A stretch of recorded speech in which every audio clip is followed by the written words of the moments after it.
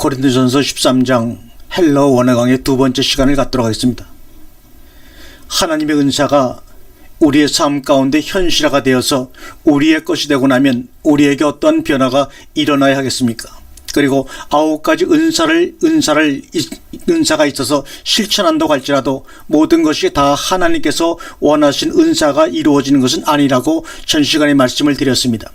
그 이유는 왜냐하면 고린도서 13장에서와 같이 살아계신 하나님과 예수 그리스도께서 직접 임하신 역사와 함께 임만을 하시는 역사가 없을 때도 얼마든지 방언하고 예언하고 능력을 행한다고 말할 수 있기 때문입니다.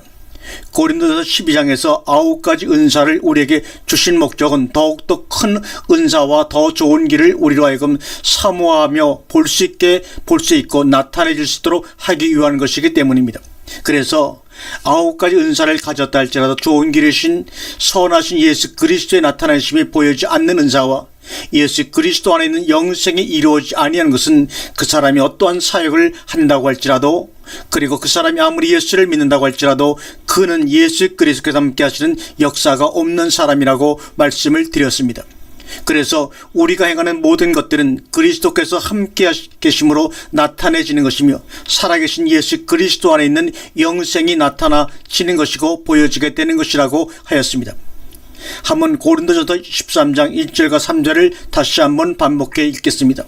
내가 천 사람의 방언과 천사의 말을 할지라도 사랑이 없으면 소리나는 구리와 울리는 꽹과리가 되고, 내가 애원하는 능이 있어 모든 비밀과 모든 지식을 알고 또 산을 옮길 만한 모든 믿음이 있을지라도 사랑이 없으면 내가 아무것도 아니요, 내가 내게 있는 모든 것으로 구제하고 또 내 몸을 불사르게 내어 줄지라도 사랑이 없으면 내게 아무 유익이 없느니라. 아멘.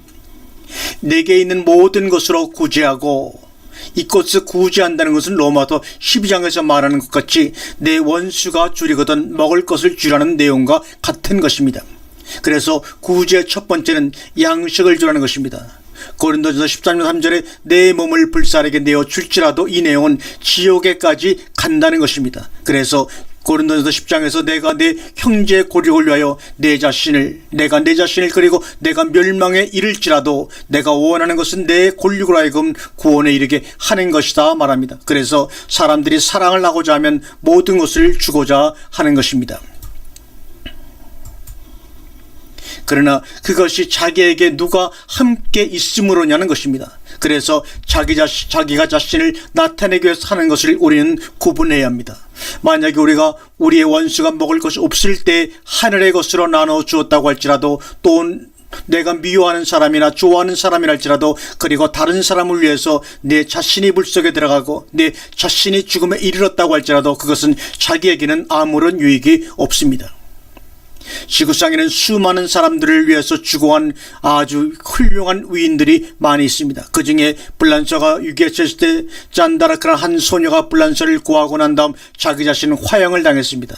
그리고 영국의 넬슨 제독은 영국의 스페인 함대와 싸울 때 자기 한 사람의 죽음으로 인하여 영국이 온 세계에 국기를 날릴 수 있는 위대한 역사를 이루었습니다. 또한 우리나라에도 이순신 장군은 영국의 넬슨 제독보다 더 큰 일을 이루었다고 말을 합니다. 그러나 사람을 위해서 아무리 사람이 죽어졌다고 할지라도 그것은 사람과 사람을 위한 길밖에는 안 된다는 것입니다. 그 이유는 사람을 위해서 자기는 죽었어도 그 살려놓은 사람이 시한무적으로 살다가 자기처럼 죽음이라는 운명에 처하여야 하기 때문입니다. 그러나 그들이 행한 위대한 일들을 나쁘다고 말하는 것은 아닙니다. 다만 하나님의 입장에서 볼 때 그것의 가치성이 하나님께서 이룩하신 영원하신 사랑만큼 가치성이 없다는 것을 말씀드리는 것뿐입니다. 인간이 인간을 위해서 하는 일은 시한무적인 일이지만 영원한 생존을 위한 것은 아닙니다. 그래서 성경은 그 영원한 삶, 영원한 생존을 이룩하려면 영원히 존재하시고 변치 않으신 예수 그리스도께서 자기와 함께 하실 때만이 그 일이 가능하다고 말하고 있습니다. 오늘날 이 세대가 9가지 은사 중에 방언과 방언 통변을 하고 귀신을 쫓아내며 권능을 행하고 병을 고치고 모든 일을 한다고 떠들지만 그것이 절대로 중요한 것이 아닙니다. 중요한 것은 그 일들을 행하는 이면에 누가 함께 있어서 했느냐는 것입니다. 우리는 9가지 은사가 그리스도 예수 안에 있는 영생으로 이루어져야 하기 때문에 부활하신 예수 그리스도의 실체가 나타나지는 사건이 있어야 합니다. 고린도전서 13장 4절과 7절에 사랑은 오래 참고 사랑은 온유하며 특이하는 자가 되지 아니하며 사랑은 자랑하지 아니하며 교만하지 아니하며 물에 잉치 아니하며 자기의 유익을 굳지 아니하며 성내지 아니하며 악한 것을 생각지 아니하며 불의를 기뻐하지 아니하며 진리와 함께 기뻐하고 모든 것을 참으며 모든 것을 믿으며 모든 것을 바라며 모든 것을 견디느니라고 말씀하고 있지요.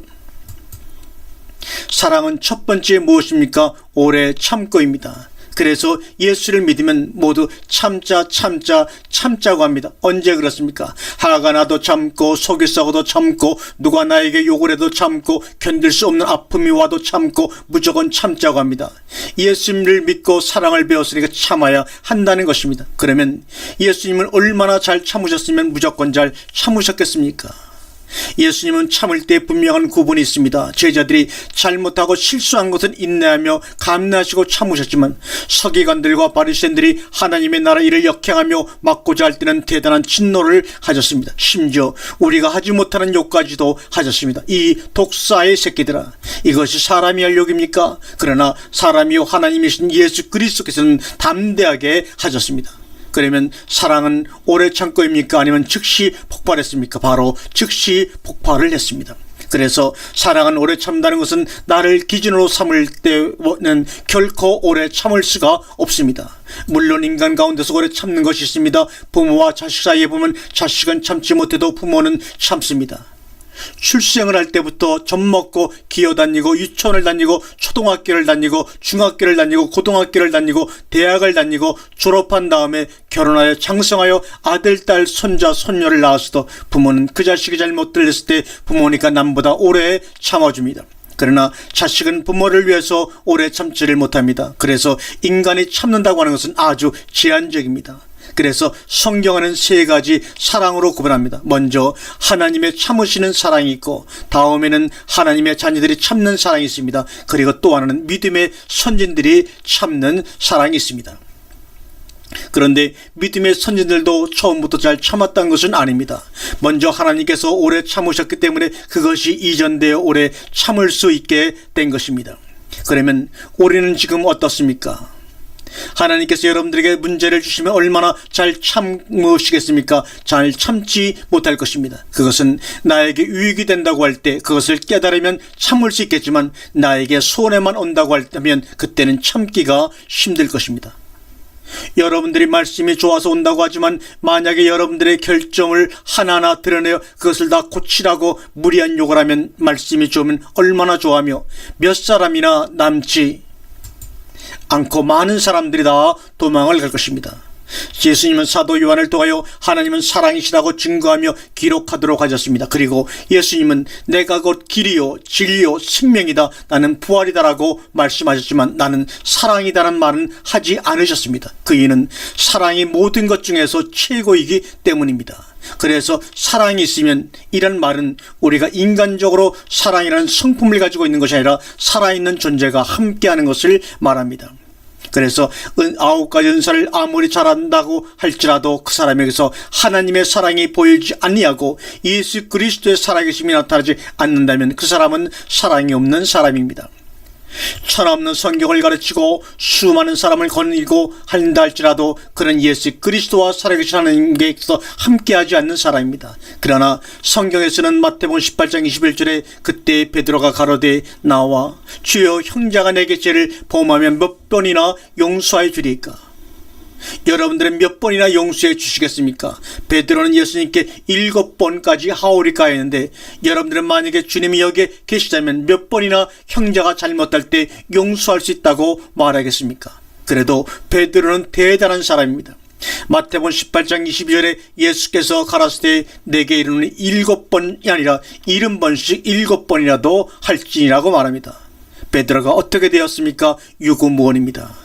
곧 입이 있어도 주님 앞에서 할 말이 없게 되었다는 것입니다. 그래서 살아계신 하나님께서 자기와 함께 계시다면 도대체 저 사람은 화를 낼 줄 아는 사람인지, 어떨 때는 어떨 때 보면 바보 같고 어떨 때 보면 병신도 같을 정도로 예수님은 제자들에게 그렇게 하셨을 것입니다. 예수님이 십자가에 매달려 죽으실 때까지 우리가 죽어도 주와 함께 죽고 살아도 주와 함께 살겠습니다라고 말했던 제자들의 얼굴이 십자가에 매어 달려서 내려다보니까 보이지 않았습니다. 그러면 제자들이 다 어디에 가서 있었습니까? 다른 사람들 틈에 숨어서 망토를 치고 눈만 내어놓고 있었습니다. 7번까지 참는다고 했는데 예수님께서 십자가에 매달려 죽으실 때 용서해 주는 것은 내가 예수님과 한패다 하며 예수님을 받아들이는 것입니다. 그런데 베드로는 3번이나 예수님께서 보시는 앞에서 배신을 하고 말았습니다. 용서라는 것은 상대방과 죽어줄 수 있는 것도 용서입니다. 왜 그렇습니까? 그것은 그 사람의 모든 것을 내가 드려야 하기 때문입니다. 그런데 그렇게 하지 못하고 도망을 가고 말았습니다. 그러나 밖에 나가서 땅바닥을 치며 대성통곡을 했습니다. 내가 어찌하여 얼굴에 철판을 깔았는고 하며 베드로는 예수님보다 나이가 많았지만 죽지 않으려고 거짓말을 할 수밖에 없는 자기 자신을 발견했던 것입니다. 그런 제자들을 예수님께서 3년 반의 사역과 오순절을 통해서 50일을 참으신 결과가 오순절 사건을 통하여 120명이 예루살렘에 남아서 예수 그리스도를 십자가에 못 박았던 자들 앞에서 담대하게 예수는 부활했다고 외칠 수 있는 사람이 되었습니다. 바로 그것이 예수님의 오래 참으심입니다. 부모가 자식을 키울 때 마음고생을 했던 것을 책으로 쓰라고 하면 아마 여러분들은 몇 권씩이나 쓰지 못할 사람이 없을 정도로 쓸 내용이 많을 것입니다. 그리고 자식이 자식을 낳아서 키우더니 하루는 와서 아이를 키워보니까 내가 얼마나 부모님의 마음을 힘들게 하며 자랐는지 알겠습니다라고 고백을 합니다. 그 다음에는 부모님의 마음을 힘들게 하지 않습니까? 그 다음에도 엄마나 아빠에게 서운한 것이 있으면 와서 힘들게 합니다. 그런데 그렇게 하다가도 어버이날이 되면 또 한 번씩 웁니다. 그런데 부모님은 영원히 살아계시지 않고 시한부로 돌아가십니다. 그리고 그렇게 울었던 자식도 세월이 지나면 부모님이 가셨던 죽음이라는 길을 가게 됩니다.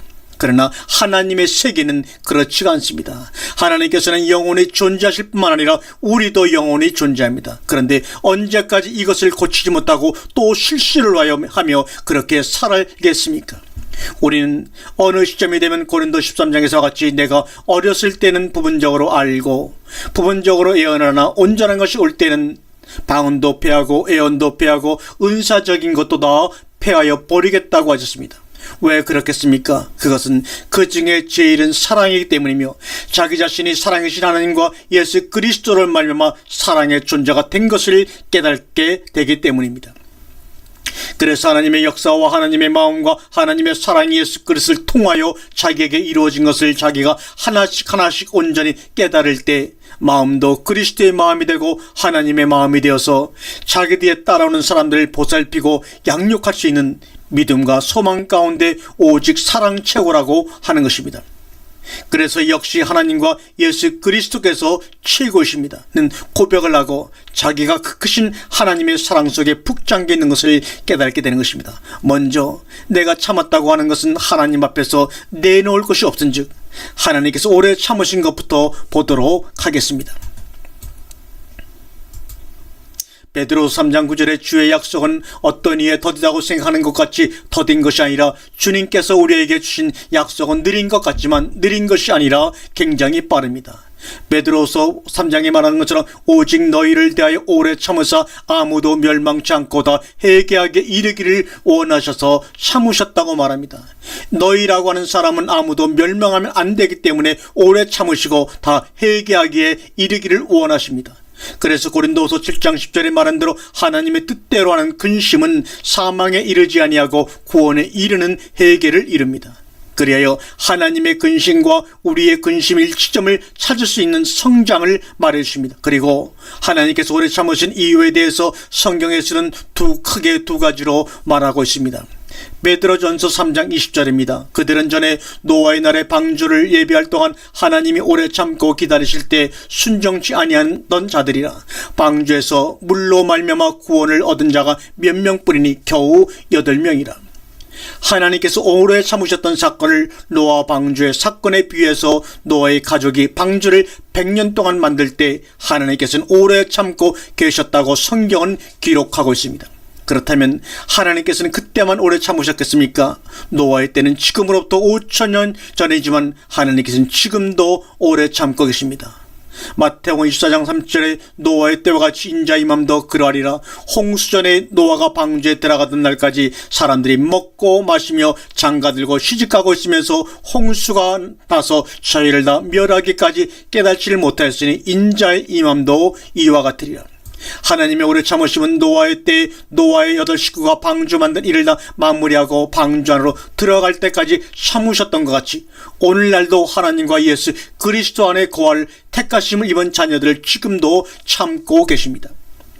곧 사망에 이르지 아니할 마지막 한 자녀가 구원의 방주이신 그리스도 예수 안에 들어갈 때까지 계속 인내하고 계시다는 말씀입니다. 그래서 하나님께서는 5,000년의 세월을 변하지 않고 계시며 노아 때 사건과 같이 마지막 때에도 이렇게 멸망할 것이라는 것을 말씀하고 있습니다.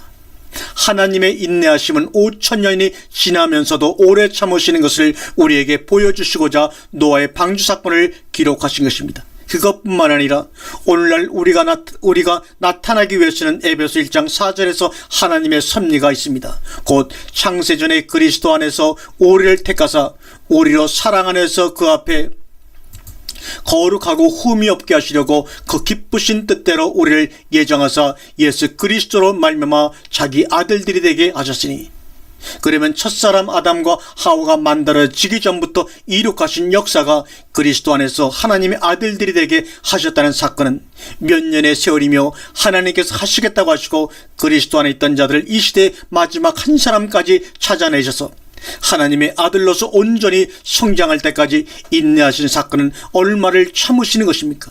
이것은 우리 사람들의 상상을 초월하는 일입니다. 하나님께서는 아브라함에게 이렇게 말씀하셨습니다. 창세기 15장 13절입니다. 여호와께서 아브라함에게 이르시되 너는 정령이 알라. 내 자손이 이방에서 계기되어 그들을 섬기겠고 그들은 400년 동안 내 자손을 괴롭게 하리니 그 섬기는 나라를 내가 장치할지며 그 외에 내 자손이 큰 재물을 이끌고 나오리라. 아브라함과 약속하신 다음 아브라함, 이삭, 야곱 그리고 야곱의 아들들이 모두 다 죽었는데도 불구하고 하나님께서는 잊지 않고 계십니다. 여호와 하나님께서는 출애굽기 1장과 4장을 보시면 모세를 80년 동안 훈련을 통하여 준비시키셨습니다. 애굽에 가서 그 당시 세계 통치한 바로와 더불어 싸워서 이스라엘 백성을 한 사람도 남기지 않고 다 꺼내셨습니다. 그래서 성경에서는 여호와의 군대가 애굽에서 한 사람도 빼지 않고 다 나왔더라. 그래서 한 사람도라는 말은 하나님만이 쓸 수 있는 단어입니다. 우리 아버지 하나님께서는 아브라함에게 약속하신 내 후손이 바다 하늘의 별과 같이 땅의 모래와 같이 무수히 나올 것이라는 사건을 이스라엘 백성들이 야곱과 요셉을 따라 애굽에 들어간 430년 후에 애굽에서 단 한 사람도 잊어버리지 아니하고 수백만 명을 모두 다 뽑아내셨으며 그렇게 하나님께서는 오래 참으신 것입니다. 이스라엘 백성들이 애굽 고센 땅에서 1년 12달 먹을 것이 풍족하고 입을 것이 풍족한 가운데서 가나안을 가야만 하겠다는 것을 잊어버리고 있을지라도 하나님께서는 잊지 않고 계셨습니다. 그들을 용서하시고 끌어내셨으며 가나안 땅까지 인도하여 끌어들이셨습니다. 이것은 사람으로서는 상상할 수 없는 세계입니다. 이런 말씀을 우리에게 하시는 이유가 무엇이겠습니까? 그것은 너희는 하나님이 보실 때 이제는 인생이 아니다는 것이며 너희는 이제 나와 같은 생각과 나와 같은 삶을 너희도 앞으로 살아야 하기 때문에 성경을 미리 배우라는 것입니다. 또한 성경을 배워서 내가 어떠함과 같이 너희도 어떠해져야 한다. 그리고 그렇게 오랜 세월 동안 인생이 죽어갈 때도 나는 영원히 존재하며 기억하고 그 일을 이루겠다는 것입니다. 그래서 단순히 오래 참는다는 것에 놀라지 말라는 것입니다. 왜냐하면 그것은 하나님의 세계에서는 아주 쉬운 일이기 때문입니다. 하나님께서는 430년 동안이나 잊어버리지 아니하고 계셨습니다. 그래서 이스라엘 백성들을 이끌어내실 때가 되니까 모세를 시내 광야에서 부르십니다. 모세야 모세야 내가 너를 80년의 세월 동안 훈련하고 자라게 하였다. 이제 너는 애굽에 가서 내 백성을 이끌어내어라. 오히려 우둔했던 모세는 하나님께서 오래 참으시고 모세를 예비할 때까지 이스라엘 백성들의 사나이가 태어나면 다 죽임을 당해야만 했던 애굽에서 모세를 홀려 살려놓으시고 오래 참으시며 예비하신 모세를 통하여 하나님께서는 위대한 역사를 이끌어 가십니다. 이제 우리는 소심한 인간으로 살지 말고 성경을 통하여 좀 더 폭넓고 좀 더 원대한 영원하신 하나님의 생각과 삶과 계획을 배워야 합니다. 히브리서 6장을 보면 아브라함이 하나님께 은혜를 받고 어떻게 되었다고 칭찬을 받습니까? 읽어보겠습니다. 히브리서 6장 13절과 15절입니다.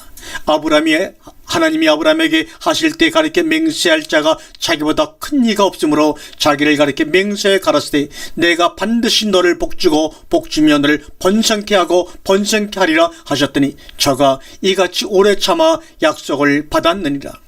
아브라함은 여호와 하나님을 만나고 몇 년이나 참았습니까? 우리는 그리스도 예수 안에 있는 그 사건이 나의 사건인 것으로 믿으며 영원한 생명을 소유하고 있다는 것을 얼마나 믿으며 얼마나 참고 있습니까? 제가 여러분들에게 말씀드렸습니다. 나의 지난 과거의 모든 것을 참고 견딜 수 있었던 것은 오직 하나가 있었기 때문이라고 했습니다. 그것은 이제 예수 그리스도 안에서 하나님의 아들이라는 직분과 직책을 받았다는 이것 때문에 어려울 때에도 사람들이 욕을 할 때에도 환난과 고난 가운데서도 그것을 기쁨으로 견딜 수가 있었으며 앞으로 남은 생도 그렇게 할 것이라고 여러분에게 말씀을 드립니다. 우리에게 어떠한 변화가 이루어진 것을 알기 전에는 참을 수 없지만 우리가 존귀한 자가 되었다는 것을 확증하고 있을 때는 하나님 앞에서 오래 참을 수 있습니다. 그것은 나의 나된 은혜로 된 것이 아니라 우리 주 안에서 능하게 만드신 주님의 은혜가 있기 때문에 기쁨으로 모든 것을 참을 수 있다는 것입니다. 그래서 아브라함이 오래 참아 약속을 받았느니라 이 말씀도 아브라함이 하나님을 높이고 있는 것입니다. 왜냐하면 그것은 하나님의 모든 말씀은 성령의 감동을 받은 사람들이 하나님께 받아서 기록한 것이며 아브라함 이후 2000년의 세월이 지나서 사도 바울도 주님으로부터 받아 기록한 말씀이 히브리서이기 때문입니다. 여호수아 24장에 보면 아브라함의 아비 데라는 갈대아 우르에서 우상을 만들어 장사하는 사람이었습니다. 그런데 족보로 볼 때는 노아의 세 아들 중에 셈의 후손중에서 나온 사람이 데라입니다. 그런데 여호와 하나님께서 아브라함에게 나타나서 떠나라고 말씀하실 때 아버지 데라도 우상을 팔던 것을 버리고 가족을 데리고 함께 떠났던 말씀이 창세기 11장에 보면 나옵니다. 한번 읽어볼까요? 창세기 11장 30절 말씀입니다. 사레는 잉태하지 못함으로 자식이 없었더라. 사레는 갈대아 우르에서 나올 때도 자식이 없었습니다. 데라가 그 아들 아브라함과 하란의 아들 그 손자 롯과 그 자부 아브라함의 아내 사레를 데리고 갈대아 우르에서 떠나 가나안 땅으로 가고자 하더니 하란에 이르러 거기에 거하였으며 이곳에서 데라보다 먼저 사라에 대하여 써놓으신 이유는 그가 자식을 낳지 못하는 여자라는 것을 강조하기 위해서입니다. 창세기 11장 32절을 12장 3절까지 한번 보겠습니다. 데라는 205세를 향수하고 하란에서 죽었더라. 여호와께서 아브라함에게 이르시되 너는 너의 본토 친척 아비 집을 떠나 내가 내게 지시할 땅으로 가라. 내가 너로 큰 민족을 이루고 내게 복을 주어 내 이름을 창대케 하리니 너는 복의 근원이 될지라. 너를 축복하는 자에게는 내가 복을 내리고 너를 저주하는 자에게는 내가 저주하리니 땅의 모든 족속이 너를 인하여 복을 얻을 것임이라 하신지라.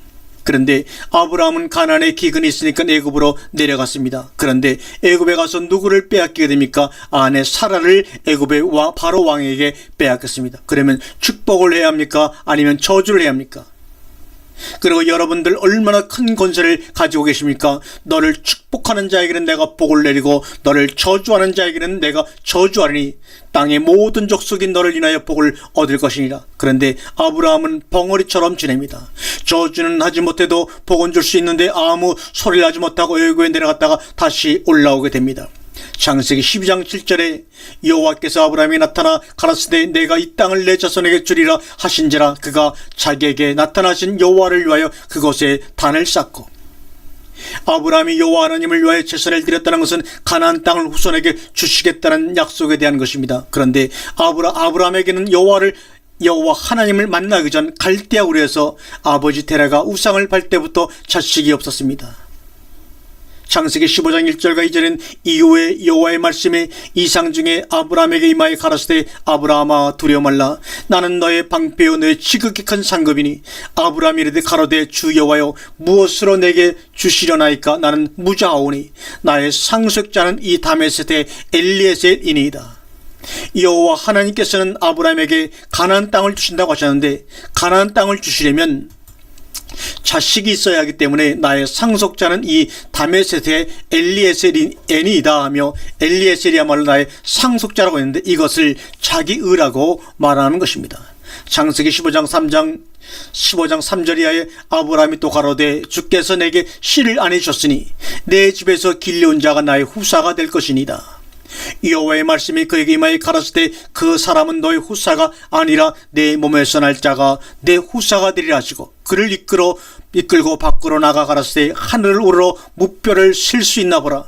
또 그에게 이르시되 내 자손이 이와 같으리라. 아브라함이 여호와를 믿으니 여호와께서 이를 그의 의로 여기시고, 또 그에게 이르시되 나는 이 땅을 내게 주어 업으로 삼게 하려고 너를 갈대아 우르에서 이끌어내는 여호와라 말씀하십니다. 그래서 아브라함이 참지 못하고 자기의 마음대로 후사를 정했지만 그것까지도 포기했습니다. 오히려 이제는 하늘의 자손을 하늘의 별같이 땅의 모래같이 많이 주겠다고 하시니까 그것은 여호와 하나님만이 하실 수 있다는 그것을 믿었습니다.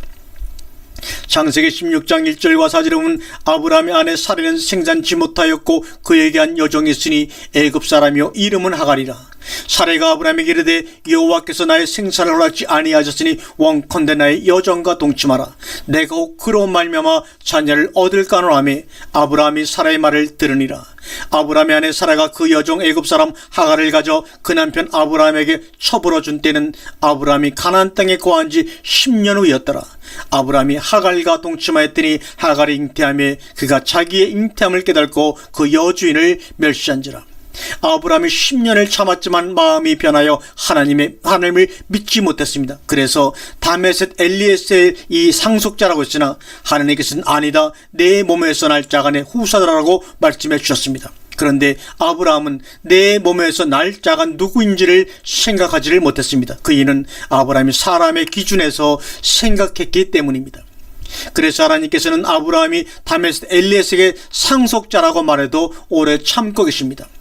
창세기 10장 1절에 아브라함의 99세 때 이때는 이삭을 낳으면 이스마엘이 15살이 되는 때입니다. 이스마엘이 15살 되었을 때도 하나님께서는 계속 침묵하고 계십니다. 그 99세 때 하나님께서 아브라함에게 나타나셨습니다. 창세기 17장 1절입니다. 아브라함의 99세 때 여호와께서 아브라함에게 나타나사 그에게 이르시되 나는 전능한 하나님이라. 너는 내 앞에서 행하여 완전하라. 이 말씀은 너는 지금 불완전하다는 것입니다. 14년 동안을 내가 참고 있었던 것이 내가 잘했기 때문이라고 생각하느냐 이 말입니다. 창세기 10장 2절과 8절은 내가 내 언약을 나와 너 사이에 세워 너로 심히 번성케 하리라 하시니, 아브라함이 엎드린데 하나님이 또 그에게 일러 가라사대 내가 너와 내 언약을 세우리니 너는 열국의 아비가 될지라. 이제 후로는 내 이름을 아브라함이라 하지 말고 아브라함이라 하리니 이는 내가 너로 열국의 아비가 되게 함이니라.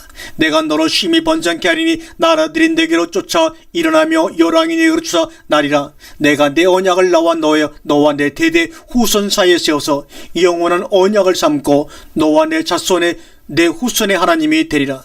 내가 너와 내 후손에게 너의 우고하는 이 땅 곧 가나안 일경으로 주어 영원한 기업이 되게 하고 나는 그들의 하나님이 되리라. 하나님께서 이 사건을 이룩하시고 아브라함과 함께한 사람들에게 할례를 행하도록 하십니다. 창세기 17장 15절에 하나님이 또 아브라함에게 이르시되 내 아내 사라는 이름을 사레라 하지 말고 그 이름을 사라라 하며 내가 그에게 복을 주어 그로 내게 아들을 낳아주게 하며 내가 그에게 복을 주어 그로 열국의 어미가 되게 하리니 민족의 열왕이 그에게서 나리라.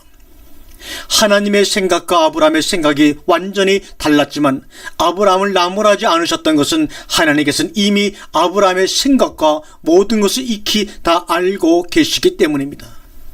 창세기 17장 17절에 아브라함이 엎드려 웃으며 심중에 이르되 100세 된 사람이 어찌 자식을 낳을 수 있을까? 사라는 90세니 어찌 생산을 하리요 하고, 아브라함이 하나님 앞에서 웃었지만 나무라지 않으시고 또 하나님은 참으셨습니다. 왜 그러셨을까요? 그것은 내가 자식을 낳으면 그때 내 심정을 알 것이라는 말씀입니다. 창세기 10장 18절에 아브라함이 이에 대하여 하나님께 고하되 이스마엘이나 하나님 앞에 살기를 원하나이다. 자기는 이미 결정을 했다는 것입니다. 하나님이 오셔서 뭐라고 말을 해도 이제는 안 된다고 아브라함이 감히 하나님 앞에 말을 합니다. 이것은 오히려 하나님께서 생각을 바꾸십시오라고 하는 말입니다. 창세기 10장 18절과 19절에 아브라함이 이에 대해 하나님께 고하되 이스마엘이나 하나님 앞에 살기를 원하나이다.